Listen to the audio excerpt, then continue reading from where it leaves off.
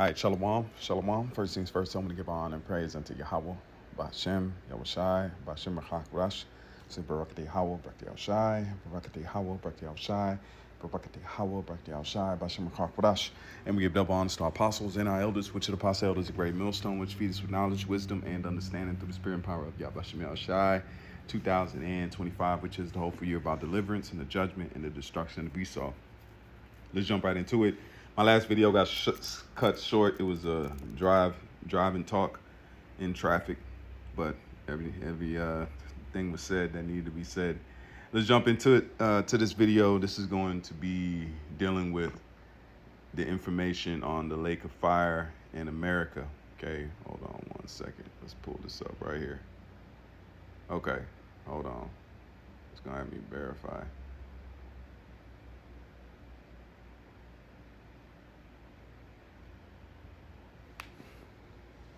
Hold on. Let me get to the. Okay, here we go. All right, so you got these guys that are trying to go against the breakdown when it comes to America being the lake of fire. So we have to understand when the prophecy of the lake of fire, going back to hell doctrine and being cast into the lake of fire, they're using modern day. That's why you got to put on a new man. You can't use your same old mentality and mix it with the scriptures. First thing, these men wrote this thousands of years ago. Okay.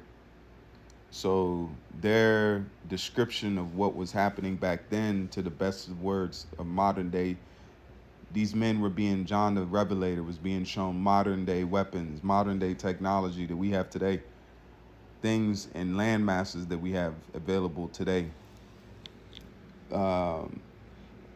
Equipment and technology that we have today when it comes to gas stations. That's something that would blow somebody's mind, to be able to drive cars. All these, that's why they call them chariots. They didn't know what to say. They just like if we look into the far future and we see flying cars and all this, which it's close now than it would have been 15, 20 years, 30 years ago, but how much more hundreds of years ago. All right. So this is the mentality that you have to use once you go into these scriptures. So the simple thing I did was I typed in this prompt. Let's read the prompt. All right. This is just like Chat GTP. Okay. So, okay, a US dollar dominance. So I was doing this on my past sit down. So this is the chat that I typed. This is the prompt that I typed in. I'm using Gemini on this one. Same thing as Chat GTP. It says, what would happen if there was like a catastrophic, if there was a catastrophic on U.S. soil, what would happen if it was a catastrophic explosion or on U.S. soil, if a nuclear explosion or an explosion of great magnitude, if it ignited the large oil deposits, the coal mines, and natural gas and other flammable materials, what could possibly be the result? That's all I typed in. I didn't give it on this one, but I wanted to see where it would go. Okay, so now let's read, because what's the motivation for this lesson is that America is one of the highest producers in natural gas, going back to fracking and going back to oil. There's a lot of oil here, going back to the Clampets, if you remember that TV show. There's a lot of oil refineries in Texas and different places like that. But that's what stemmed this, to say, damn, I ain't think about America. That's why Lord set Babylon off, going all the way back to the time of Pangea, when the earth land masses were together in one massive piece of land, Pangea. Okay. And it says a catastrophe, it's like a catastrophe on U.S. soil, if a nuclear, that's what it was. A catastrophe on U.S. soil involving a nuclear explosion or one of similar magnitude, okay, especially if it ignited large oil deposits, coal mines, natural gases, and other flammable materials, would lead to a cascade of devastating and long-lasting effects. This is where it was going. Now listen close to this part. both regional and globally. This scenario combines the immediate destructive power of a massive explosion, which we know is going to happen on the landmass of Babylon the Great in this coming Third World War, and on top of that, the angels, which will do the cleanup work, okay, after everything is said and done, okay?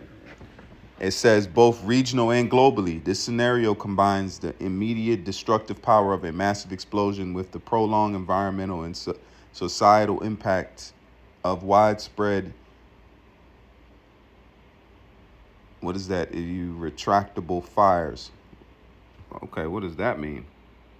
What does the word irretractable mean? Let's search the web.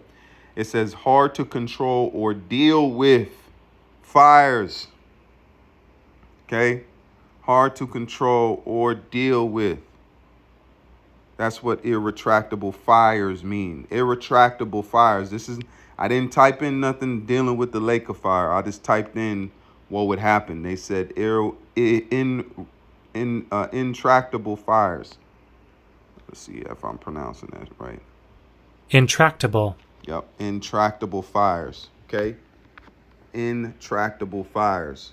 So that's what this is what the chat is what the AI is saying. It says, here's the breakdown of possible results. Immediate regional catastrophes, initial blast and fireball, massive casualties. All right, Salakia. I just had a call come in, of course. So let's read that again. Let's read it. It says, a catastrophe on U.S. soil involving a nuclear explosion of one similar magnitude, especially if ignited large oil deposits, coal mines, natural gases, flammable materials. Let's go down here. Immediate regional catastrophes, initial blast and fireball, massive casualties, direct death, several injuries from the blast wave, intense heat, and immediate radiation exposure. See that? Immediate radiation exposure. Total devastation. Within the immediate vicinity, complete obliteration of infrastructure, buildings, and ecosystems. Firestorms. The immense heat from the explosions would ignite every combustible within a vast radius. If this overlaps with significant fossil fuel deposits, oil fields, refineries, natural gas pipelines, coal mines, and initial fires would be colossal. What does the word colossal mean? Let's look it up. I don't want the damn movie. Just give me the definition. Extremely large. Extremely large. So what does it say here? The elements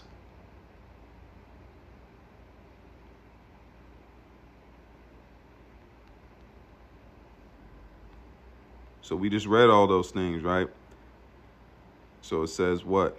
2 Peter's 2 and verse 10. And it says, NLT, but the day of the Lord will come as an unexpected thief, unexpectedly as a thief. Then the heavens will pass away with a terrible noise, those nuclear explosions, and the very elements themselves will disappear in fire, and the earth and everything on it will be found to deserve judgment.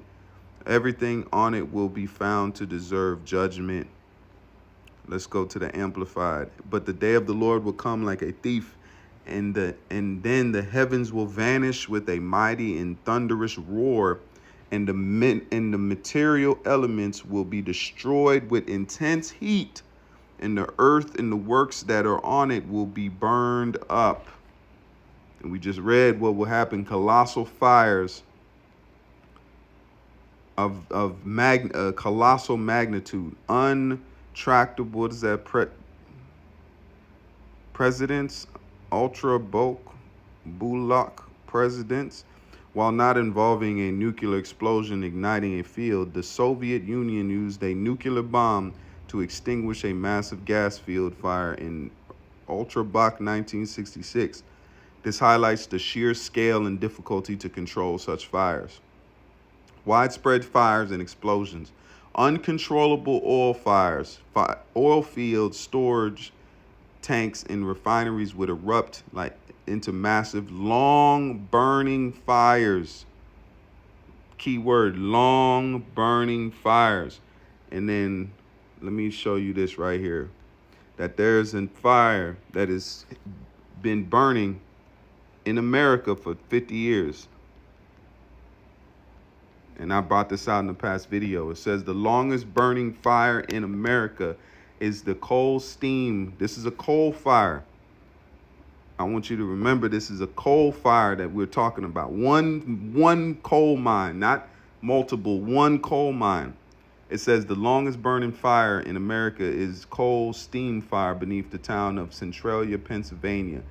It has been burning since at least 1962, possibly earlier, and is esteemed to continue for another 250 years. So the Lord is going to add unto that. That's a baguette. And America is a giant baguette. It's a giant charcoal. I'm going to show you. So that fire has been burning for 50 years. It's projected to burn for another 250 years.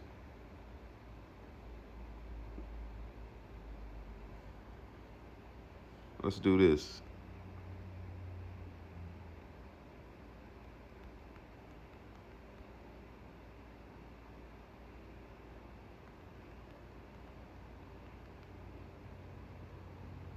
There we go. Let's do this. Look at this. Somebody come look at this. This is no, I don't want to do that. Let's do images. These are the coal mines. These are coal areas. The Lord, you know how they say Jake liked to barbecue, right? You know, Jake is the best barbecuers on the earth. The Lord has set Babylon as a big ass barbecue. You know, when you put the barbecue charcoals all in the middle, right? You put the charcoals in the middle and you light it. So let's get this map. Let's zoom in on this map.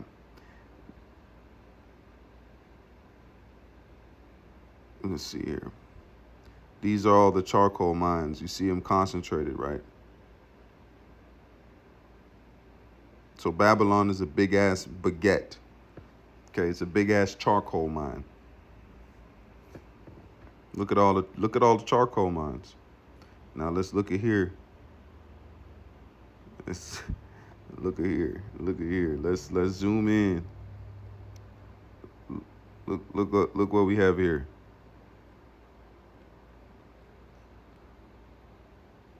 I don't want to go through all that. But the main point is America has a lot of charcoal mines. And we're just talking about charcoals. We're not talking about, because once the charcoals are put in the middle, just like a barbecue pit, then they spread out. Then that means you can keep it burning for a long period of time. So damn near 1, 2, 3, 4, 5, 6, 7, 8, 9, 10, about 10 states are covered in charcoal mines. So if the Lord ignites Babylon on a large scale, these are going to burn, and they're going to intensify the heat on Babylon. It's going to spread far and wide, longer than the actual fire that initially started, because these are underground coal mines, and we don't know how deep they go, but they're going to ignite whatever veins that stem out. But that's showing you that that's just coal. We're just talking about the coal mines. We're not talking about the nuclear plants, the gas stations, the chemical plants that are around. The same material they used in the Manhattan Project. It's in St. Louis, which is in the middle of Babylon. Coal mine fires, nuclear or large-scale conventional explosions could easily ignite exposed coal stems or even underground mines. Coal mine fires, notoriously difficult to put out, can burn for decades. Let's say the smoke of her burning shall go up, or centuries, and release a constant stream of greenhouse gases, sulfur dioxide, and other pollutants, which those are going to help the earth to come. Okay, we don't know how the Lord is going to do it, but the Most High knows exactly what he's doing. Okay, the CDC notes that methane in mines can lead to further violent explosions. So it's just going to keep popping. Okay, it's going to pop It's gonna pop lock in Babylon. It's gonna keep re-popping and keep burning. It's gonna be continual fires. You don't never know when a fire is gonna go off because it's gonna be burning. And then here you go. You got a methane gas pocket. You got a natural gas pocket. Boom! It's gonna blow up. It's gonna be It's gonna be absolutely terrible. That's what it was described as the lake of fire. Radioactive contaminations. If nuclear fallout, local fallout of a nuclear device is used, radioactive fallout would contaminate vast areas, rendering them uninhabitable. This is why it says the Egyptians shall not pitch tent there, causing long-term health effects, cancers, birth defects for anyone exposed. Water contaminations. Okay, we got all that. So this is what I put. It says, could the fires be compared to a lake of fire with the factors happening at the same time? That's a powerful and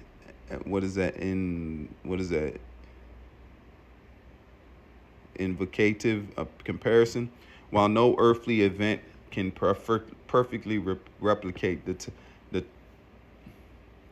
concept of the lake of fire, which they don't know.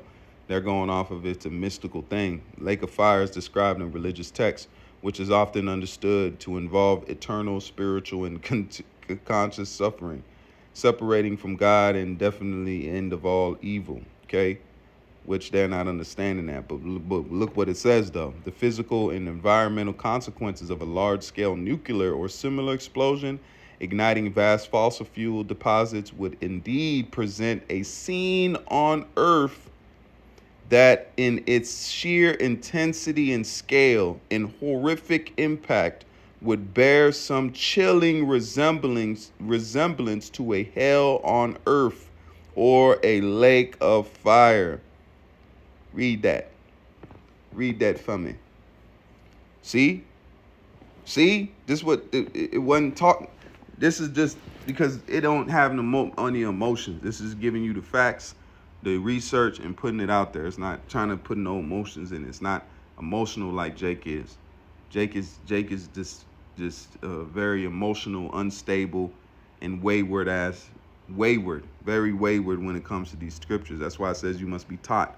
Though we be heir over all, you must be under tutors. If you do this thing on your own, you're gonna get caught up, man, because David prayed that this Bible, our scriptures would be turned into a trap, a snare that traps you up. Because if you change in the outline says if you add or you take away, the Lord's gonna add to you the curses that are written in here, which includes the lake of fire itself, which is gonna be Babylon the Great. It means you ain't gonna be delivered, man. You're gonna taste of that very plague, man. Okay, similarities to the lake of fire: physical and experimentally unquenchable and passive, unquenchable and pervasive fires. Biblical lake of fire described in Revelation as a burning with fire and brimstone, sulfur with flames that are unquenchable and whose smoke ascended up forever and ever, which is a long period of time.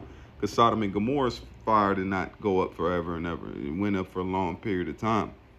Catastrophic scenario: large oil and gas fires, and especially widespread coal mine fires, are notoriously difficult to extinguish.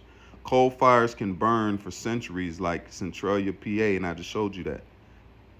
Or the door of hell in Turkmenistan or Turkmenistan. A nuclear blast could ignite countless such points simultaneously, and the sheer scale would make traditional firefighting efforts futile, leading to vast areas consumed by seemingly unending flames and smoke. Comparison: the present overwhelming scale of the fires, rendering them unquenchable by human means, would be terrifyingly similar. Sulfur and torment. Bible lake of fire described as a place of torment, day and night, forever and ever, weeping and gnashing of teeth and eternal suffering, which is just talking about a long period of time. Okay. Catastrophic scenario: survivors in affected region would face unimaginable suffering, severe burns, radioactive sickness, respiratory illnesses from toxic smoke, just like Sodom and Gomorrah. Sulfur chokes you. What does it say? Damn. There's a word for it. It escapes me. It's a toxic smoke. Sulfur produces toxicity. It says illness, toxic smoke, severe due to agriculture collapse, dehydration from contaminated water, psychological trauma, and constant fear. Life on those enduring these conditions would be living hell. Comparison, while not necessarily eternal or individuals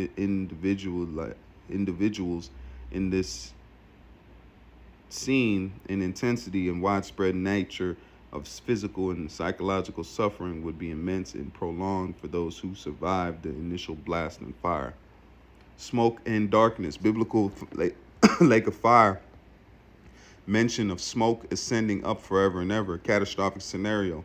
The vast quantities of soot and smoke injected into the atmosphere from the burning oil, gas, and coal would block out the sun, leading to a nuclear winter effect. This would prolong much of the earth into plunge much of the earth into a prolonged darkness or a perpetual twilight alongside drastic global cooling. Comparison, the imagery of the unending smoke, dim light, and obscure sky invokes a direct parallel to the desolate description associated with the lake of fire. See? Destruction and desolation, the biblical lake of fire, ultimate destination of death. Hades indicates complete destruction and what does that say? A former existence. Sensation of former existence. Catastrophic scenario. The targeted areas would be utterly annihilated. Vast landscapes would be transformed into charred, toxic, and barren wastelands. Cities would be reduced to rubble and entire ecosystems irreversibly altered. The comparisons and utter physical desolation of the land would mirror the concept of a total destruction. So you see it, you see the information. I just had to bring that out, and hey, come on, man. It's showing you, it's comparing, but it's saying, damn, it even as it goes along and it's making the comparisons that it's hitting on the same pistons. All right, this is Isaiah 4:14 and verse 23, and I will turn her into a place of isles and into swampland, and I will sweep her with the broom of destruction, declares the Lord power. The King James Version, I will also make it a possession of the bittern and pools of water, and I will sweep it with the bosom of destruction, saith the Lord of hosts. All right, so destruction's coming, man. 2 Peter 3 and verse 10, the day of the Lord coming as a thief. I already read that, showing that this is speaking about the destruction that's getting ready to happen after this chaos, catastrophe, and world war that's getting ready to take place. So it ain't no talking about no mystical place. Even the bot, the AI, is making comparisons because it's still trying to lean on its programming. That guess what? They're mixing it with the so-called dogma and bullshit they have today, but it's making comparisons that are leading to this would have to be the lake of fire that it's speaking of if those destruction things happen, which we're leading and we're coming up to. So the scenarios will play out because of a catastrophe, nuclear weapon, and or the angels, or simultaneously ignite this place with all the fuels, the coal mines, the gas lines. Not speaking about gas stations, all the houses, they got natural gas. They got gas lines into their houses. All those things are just mini pockets of explosions. And then the people themselves, they're going to be fuel for the fire, man. All right, so Lord willing, is that a fine lesson? I'm going to leave it there. I didn't want to make it long, but just to show, hey, man, we at that time. Lord willing, this be the year Yahbashim Yahushua does great things and delivers the elect. So with that, I say call hello, Yahweh, Bashim Yahushua, Bashim Until next time, I say shalom and more, and I'll never keep it. Shalom.